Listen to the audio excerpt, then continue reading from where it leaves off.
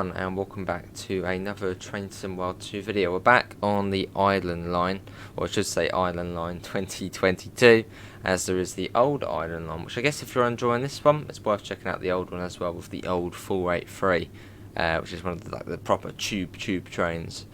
But yeah, obviously big thanks to DOVETAIL Games again for giving us a key to show this off. But yeah, I thought we'd check out the first service of the day, which goes from, well, out of the depot, as I thought, well, I was going to show it on stream, or at least we were going to go into the depot on stream fairly recently, but we didn't, as I thought the service would then go in, but it didn't in the end. So I thought we'd do that now, but we'd be going out. We've got the nice warm sun on us, sort of early morning sun on the pier. It's going to be nice, so I thought, why not?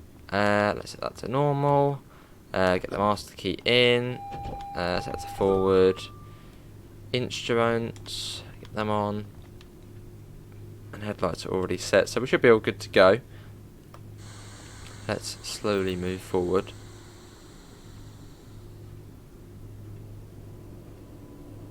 Slowly moving forward, there we go. Oh, and also, before the train actually gets there and then catastrophe happens, actually we could do this one. Let's do this one. If you move these, it gives you the indicator of what way it's going. That's to the right, and then change it left. That's one of those new little things, which is really cool. Although you have to move it first, but you have to move it for it to actually do it. So,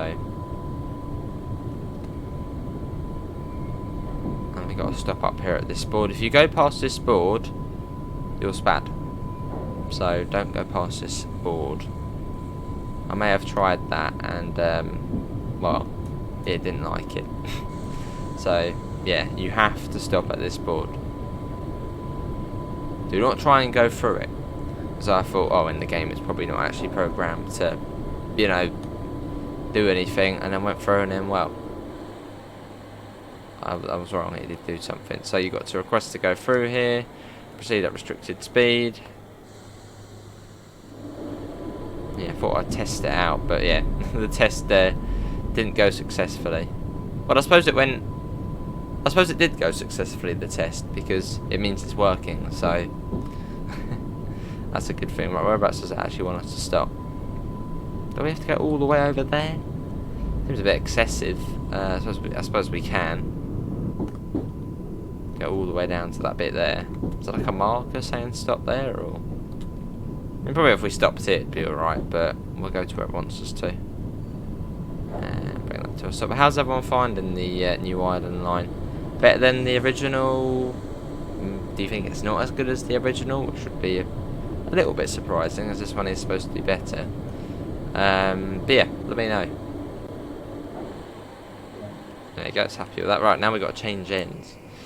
Probably going to be late to the stop. Well, we're already late, so that's good. Take that off. Do a bit of that. Instruments go off. The ERA goes on. Set that to tail lights. Also be careful, because sometimes, weirdly, the AI, even if you're sitting in the train, the AI will somehow set that back to headlights when you change cabs. So be careful. Because you don't really want that happening. Go through there. If you don't press that button, you're not going through.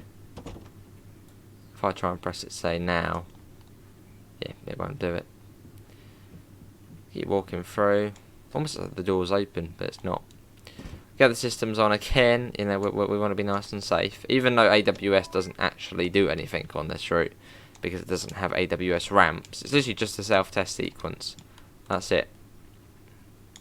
But it's still cool. Still get it on. Do that. Set that to headlight. Well, I bet it will set the back one to headlights as well. Has it not? It hasn't. Lovely. That's good. That's good, because sometimes it does. So always check.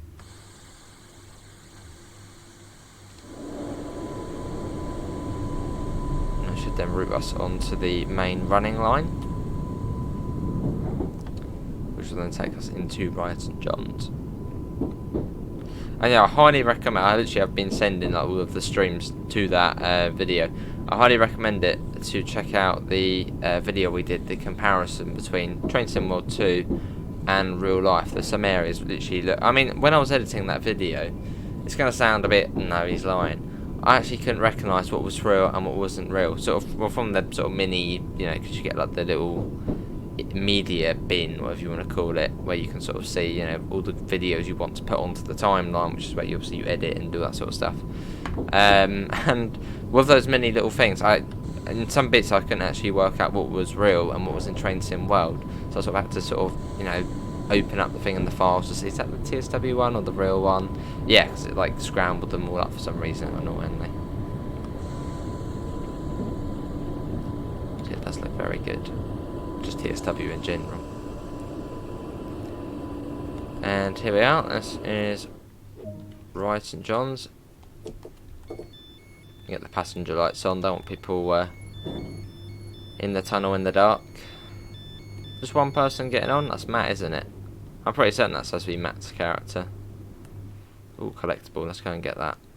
Bit naughty, get that on, so that's really neutral. Right, release. And there is the route map issue at the moment. Actually, I haven't seen any route maps, so I don't know if it is supposed to be another collectible instead of route maps. Yeah, the route map thing isn't working at the moment. So don't worry if you can't get all the collectibles, they know.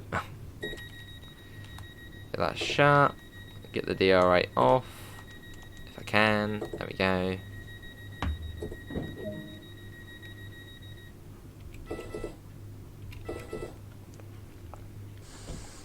And off we go. Now that buzzer, that's not, you know, the guard in the back doing it, that's just me doing it twice and then twice back. Just makes it a little bit more realistic for you guys. And it just is more realistic in general.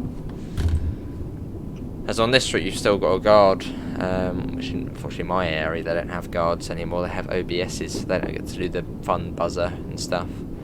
So yeah, what happens is the door's shut. Once all the doors are shut, the guard will go ding ding on the bell, and then the driver will be like, oh yeah, I got you, and ding ding back, and then the train can go.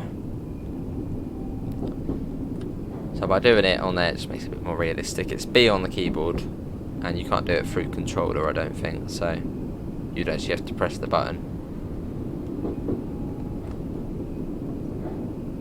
It's always fun to do, so. And that's another thing I'm happy about. Rivet Games have mapped the signal bell to the B key. Because we got that on South Eastern High Speed on the 375, the 465, and then when the 313 come out, it didn't have it. And I was like, no.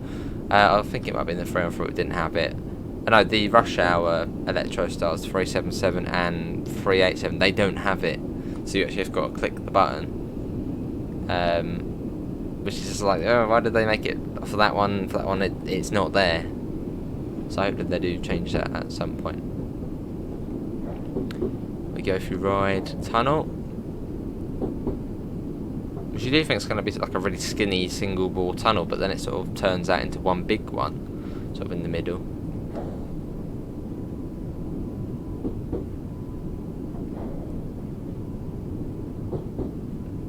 There we go, and up and up and up. 20 miles an hour along here. It's not fast. Well, I mean, it's not slow, but it's not fast. Well, I mean, it is quite slow if you compare it to other sort of bits of the route. Although the thing is, this bit's slow, but then it's like one of the most scenic bits. That sort of compensates for it being slow because you get to enjoy the scenery.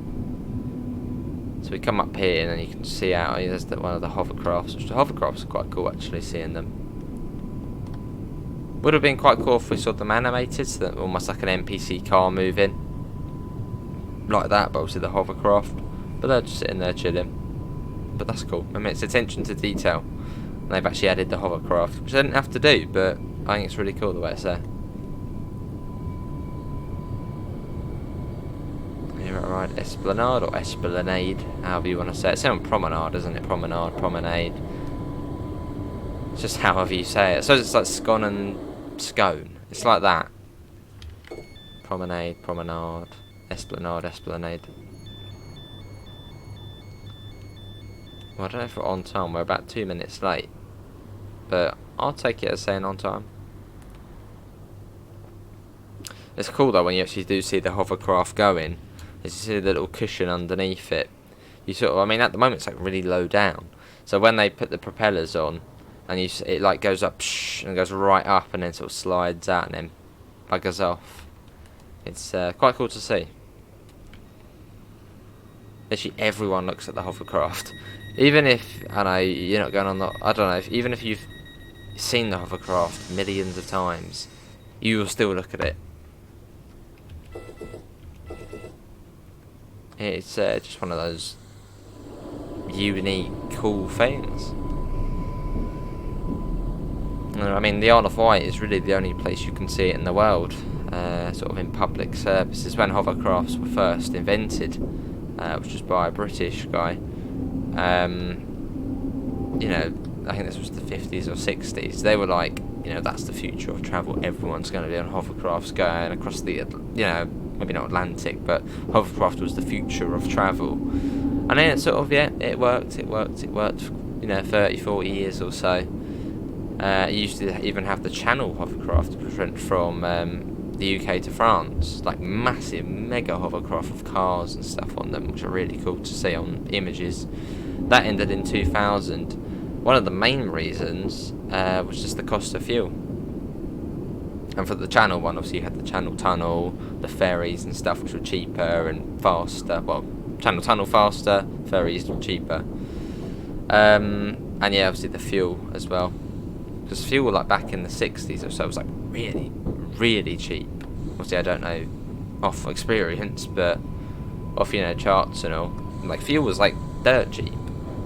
And now it's just like right up there. I mean, especially in the certain situation we're in now, it's really expensive.